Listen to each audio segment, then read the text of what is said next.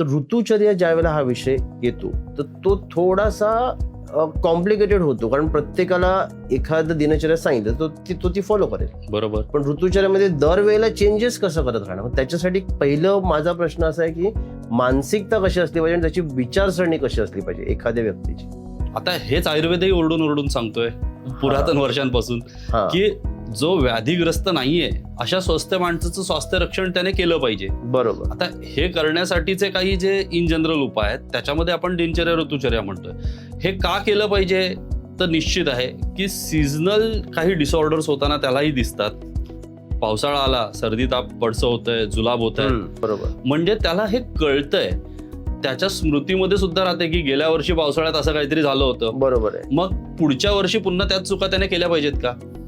नाही केल्या पाहिजेत. म्हणजे थोडक्यात काय की लोकांना कळतंय पण वळत नाही. आता याच्यासाठी त्यांना हे समजून घेतलं पाहिजे की ऋतूनुसार जर आपण काही आहारात बदल ठेवले तर कदाचित आजारी पडण्याचं आणि ते जे जनरल प्रॅक्टिशनरकडे 3 दिवसांची 5 दिवसांची औषधं अँटीबायोटिकचं सत्र करावं लागतंय ते नाही करावं लागणार आहे.